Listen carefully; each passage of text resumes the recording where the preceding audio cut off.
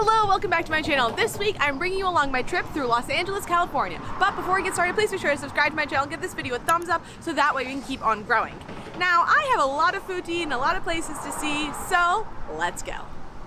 So we are starting out this video at Genwa, which is now my favorite place to get Korean barbecue in Los Angeles, which, if you didn't know, LA has an amazing Korean barbecue scene. And if you're looking to spend a pretty penny on a meat-forward meal that you won't regret, Genwa is your spot. When I was seeking out Korean barbecue options, this place stood out because some of the reviews mentioned that their banchan was as impressive as their meat. And that was true. I mean, check out that spread. On their menu, they had set prices for how many people were dining with the suggested menu, or you could order a la carte. We went with one of their 3 to 4 person options, which included a bottle of soju, a house salad, and another dish, which we chose their bibimbap, in addition to all of the meat. That they did help us cook. Not all Korean barbecue places will come around and actually help cook the meat to the best possible way, like if you want it rare or medium rare. Some places you just do it yourself, but I really did like that they came over to the table, they made sure that the meat was cooked exactly the way that they felt we wanted it or that they would suggest, which for someone like me who doesn't eat meat all the time was a really nice addition to the meal because it made me feel like I was getting the best possible experience that I could. I also kind of feel taken care of, which I think, you know, with their higher price point than other Korean barbecue places I've been to, it's definitely an added bonus if you're willing to spend a little bit more money to come here. Okay, what are my biggest takeaways?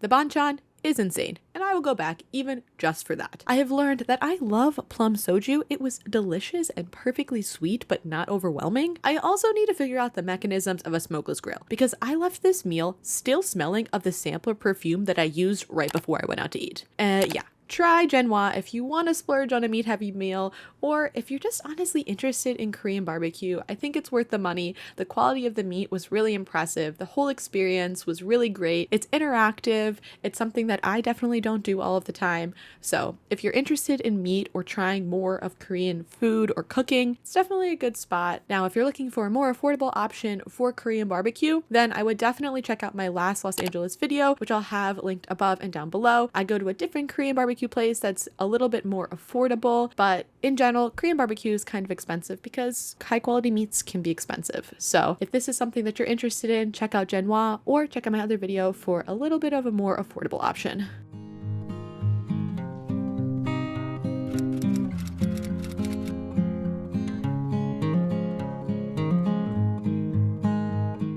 We went to the Cleveland National Forest for a late afternoon hike, which even later in the day was pretty dang hot. However, it was an epic hike that was filled with awesome views. We did see some warnings for mountain lions and rattlesnakes, which were new points of concern compared to other hikes that I've been on. We didn't have any run-ins with wildlife this time, except we did see a few lizards, which in my opinion are kind of cute.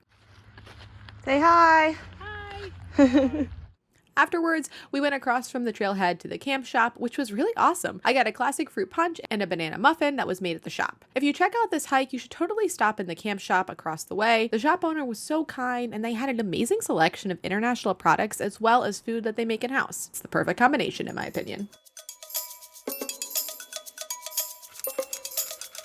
Now, driving on the way to the hike, we spotted a King's Hawaiian restaurant, which we were ecstatic about because who doesn't love a King's Hawaiian roll? Then, as we kept driving, we decided to look into it and we realized that this is actually the only King's Hawaiian restaurant that exists. Now, a little brief on the brand. They started as a bakery in Hawaii, and then they moved to the mainland in 1977, where they opened a factory, and then in 1988, this restaurant opened, which also has a bakery. Their whole menu is filled with Hawaiian classic dishes, and their bakery has loads of sweets, all made in house. Let me tell you, this had no business being this good. Not only was the restaurant and bakery packed, it was also surprisingly very affordable, and they gave insane portions. We got a variety of dishes, but the biggest savory highlight are these macadamia nut onion rings. I mean, what? And obviously we took a bunch of sweets home, but the paradise cake took the cake for me. That's the one that's 3 different colors of just absolute deliciousness. Also, they obviously gave you warm King's Hawaiian rolls at the table, which is just pure bliss.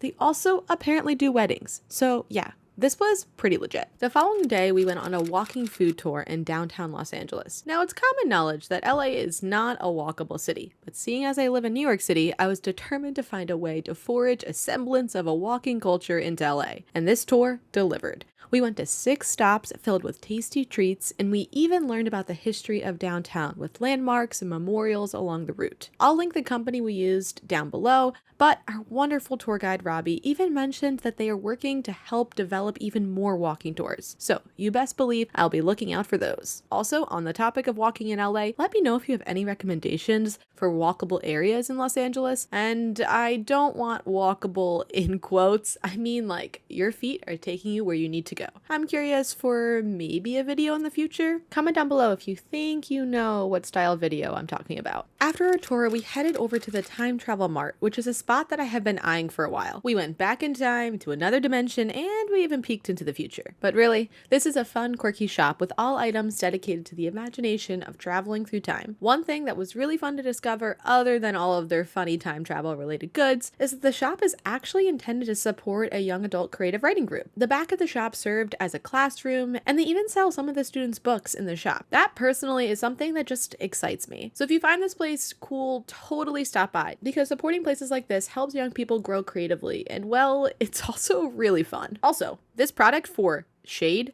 has me still laughing. I mean, come on, this is hilarious. A walnut, you plant it, you go back in time, you get, oh my god, so funny. Definitely check it out if you're into quirky shops like I am. For dinner, we headed to Gabi James, which is a favorite restaurant of some of the people that I was with. It's a perfect spot for great drinks and tapas-style food. We ordered quite the spread, and wow, they gave us potato chips for the table, and that was just a start. I mean, chef's kiss. We also got their potato croquette, we had eggplant fries, salted cod dip, a little grilled peach and goat cheese toast moment. Everything was just so tasty.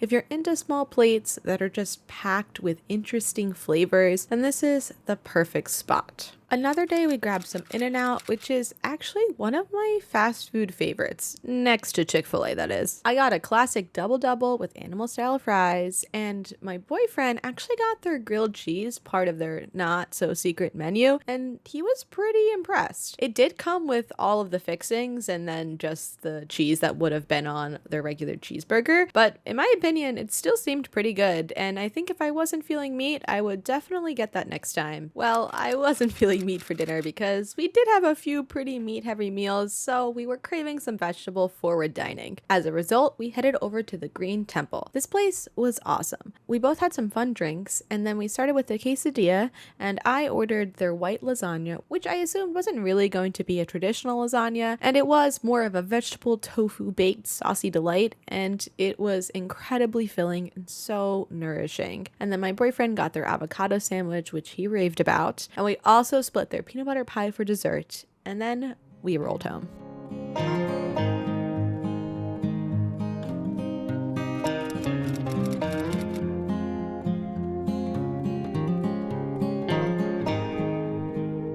The next day, we headed to the Korean Friendship Bell. This bell and pavilion were given to the United States by the South Korean government in 1975 in order to commemorate the United States bicentennial and also as a token of friendship. It was constructed by 30 Korean craftsmen over a 10-month period. But if you want to hear the bell ring, then you should probably visit the first Saturday of the month at noon, or check out the website I have linked below for more information. Aside from the Korean Friendship Bell being beautifully intricate, it was also set on a hill that had the most incredible view of the Pacific, which was also a view on almost all of the drive to the site. I highly recommend taking the scenic route along the water if you plan on stopping here the next time you're in LA.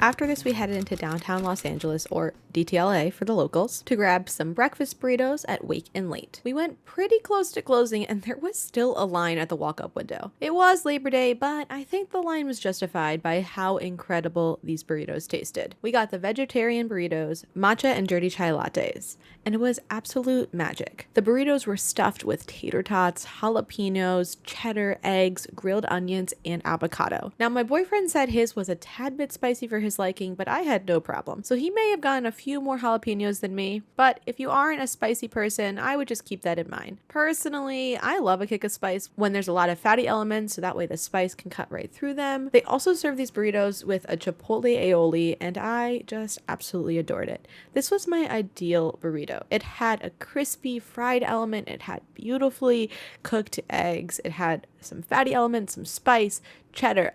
Everything was wonderful. I will say I haven't explored the burrito game too much in Los Angeles, so if you have any other burrito recommendations, breakfast or regular, just let me know in the comments below. I'd love to check them out next time I'm in Los Angeles. One evening, we headed over to Ospi in Venice Beach. Now, I went to this dinner with one clear vision in mind, that I must order their crispy provolone. It was, in fact, the cheese of my dreams. Now, I'm sure some of you are out here like, provolone, that is the lowest cheese on the cheese ranking system, whatever. However, I challenge you. I am a provolone lover, but this was not just an average slice of provolone hiding on an Italian hoagie between mortadella and prosciutto. It was a thick chunk of provolone, battered and deep fried, then served with their house vodka sauce. Just go to Ospi for this and report back and let me know what you think. My opinion might be a little skewed from my love of provolone. We did have other items that were also kind of cheese forward, including the ricotta toast that had so much ricotta on it, but it was whipped and topped with salt, so it was melt in your mouth amazing. Their butter chicken was a take on chicken parm, and I love that they served it with their vodka sauce. However, their pasta took the cake for entrees. We ordered their linguine, which had breadcrumbs and an anchovy-based fish sauce with lemon zest, and it was all an umami blast. And then we closed the meal with some espresso and their cannolis, which had some orange marmalade type jam on the outside. Oh, it was so good. It was very refreshing and very fun and a different way to have a cannoli. I don't think I've ever had a cannoli with orange flavor, zest, anything orange. And I really liked it. I think the flavors go well together. Citrus, ricotta, delicious. But yeah, go to Ospi. Let me know what you think. And just get the crispy provolone, even if you're a skeptic. The next spot I was eager to try out because I saw online that there was a lot of boasting about their vegan ramen and sushi selection. Now, we were in LA during a heat wave, so unfortunately we could only bring ourselves to eat their sushi, but let me tell you, that was not a problem. This was some of the most flavorful and interesting vegan sushi that I have ever had. We got the garlic eggplant roll, the popcorn vegan roll, and the dynamite crab meat vegan roll. Yeah, I know that they were all vegan. I feel like the emphasis needed to be there because it's just, you don't look at them and think that they're vegan. It's insane that all of these are plant-based and were as flavorful as they were. They were inventive and so filling. Long gone are the days of avocado rolls, but you could actually order them here if you wanted to. This is also a good spot if you want to try out vegan food, but you don't know where to start. I feel like it's kind of hard to tell that this is all vegan. Obviously, they're not using dairy, they're not using fish, but personally, I think that they really bring the flavor and you don't even think about it. You just kind of take everything for fact and it takes you to Flavor Town, to quote Guy Fieri. Also, I loved the vibe. They had manga on the wall of someone coming in and eating at the restaurant. Absolutely adorable.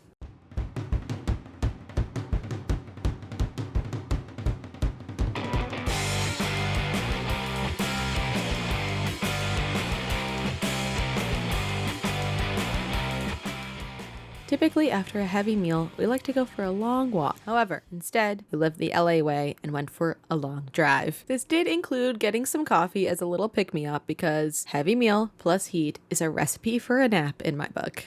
But our drive took us up to the Hollywood sign, which in my opinion is not overrated. Driving through the hills is unlike anything I've done before. It's windy, cliffy, and has some of the best views of Los Angeles. There are loads of lookout points, but the one we stopped at was the lookout point over the Hollywood Bowl, which is a famous live entertainment venue in Los Angeles. Also, side note, this heat posed a real concern for the potential risk of forest fires. We ended up having to call a park ranger and report someone who was violating guidelines for preventing forest fires while we were up in the hills. So my little PSA is, if you're in an area at risk for forest fires, just do your part. I share my travel journeys with hope that you'll be able to travel, even if only through my videos. So it's important to me that we also take care of the places that we visit and that we live in. Next, we headed to the Santa Monica Pier. One of the coolest parts about the pier is that part of it is actually over the Pacific. I feel like a lot of times when I see piers, they stop right at the water, but it's cool that you can actually walk to the edge and then turn around and look back at the beach. It was a beautiful day. And we had a blast just walking around and wandering on the pier and along the beach and throughout Santa Monica.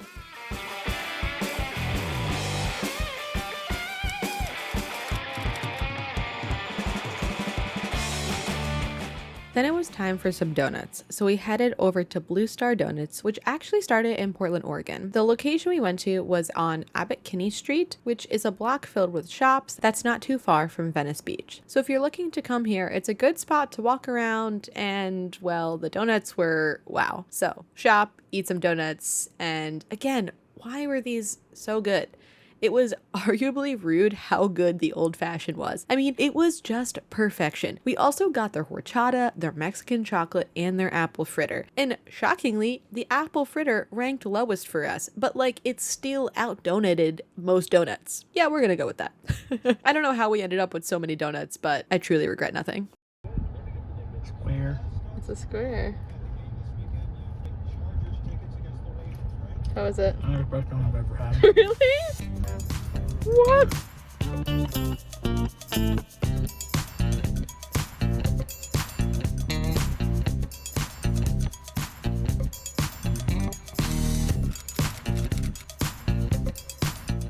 After a sunset walk along Venice Beach, we went to Swingers for some late night diner eats. Now, I have a slight bias to East Coast diners because they tend to be greasy spoon comfort food. That being said, this spot did offer vegan meat, which I got their vegan sausage, so I mean, that's just pretty cool. And it ended up being a nice close to a pretty lovely day. We started the next day walking around Echo Park, which warmed my New York City walking soul. It also rained on this morning, which was absolutely wild. What's happening right now? It's raining in Los Angeles. It looks like you got poured on.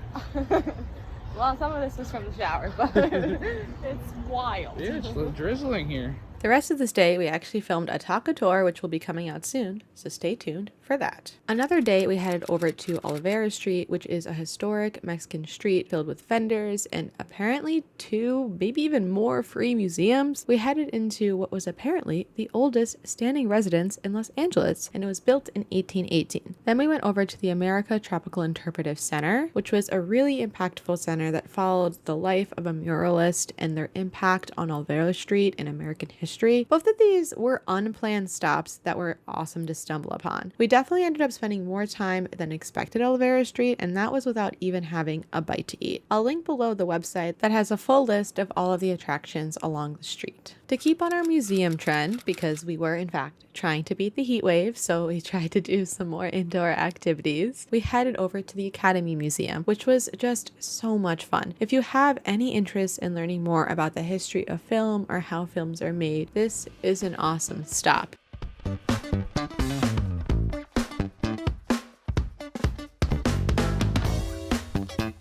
For dinner, we headed to another plant-based spot, which was really impressive. It was also located right next to the Disney Concert Hall, so if you're going to see a show there, it's the perfect spot for a meal before or after. We ordered their croquettes, their garlic basil noodles, and their curry rice. They were all so good. Also, surprise avocado layer under the curry rice. That was very fun. I also got the chocoholic drink, which had coconut, cacao, macadamia, maple, and vanilla. It was so very tasty. And 10 out of 10 extra points for giving us infused water. And at the end of the meal, I think owner ran around and gave these tiny little containers of puffed, I think they said they were puffed wheat chips. They had nutritional yeast and black salt, and the combination of the black salt and the nutritional yeast really reminded me of salted egg chips, which I feel like might be what they were going for, and I personally loved them. I thought they were delicious and a nice little surprise at the end of the meal. To close out our night, we headed a little outside of the city to the famous Donut Man. I was on a mission to try this beautiful strawberry stuffed donut, and we also ended up getting this snake-looking donut, which more appropriately is named a tiger tail. So I was only minorly worried that this would be a cavity-inducing sugar rush. However, it was perfectly sweet. The syrup that coated the strawberries wasn't overpowering, and the donut wasn't soggy from all of the liquid of the strawberries in the strawberry syrup. It was really honestly just impressive. Also, this spot is open 24 hours a day, so don't waste your time and head to the Donut Man. Okay, that's a wrap. I had so much fun on my adventures in LA, ate a lot of good food, saw a lot of great things, and as you might have noticed, I'm sure I'll be back around soon. I have a friend who lives here. I have a lot of reasons to come back, specifically the food. The food scene is amazing. So if there's anywhere else in Los Angeles that you want me to check out next time that I'm here, let me know in the comments below. But that's it. Thank you so much for watching, and if you haven't already, please be sure to subscribe to my channel, give this video a thumbs up so that way we can keep on growing. Now, I've got to go pack, but I'll see you next time. Bye!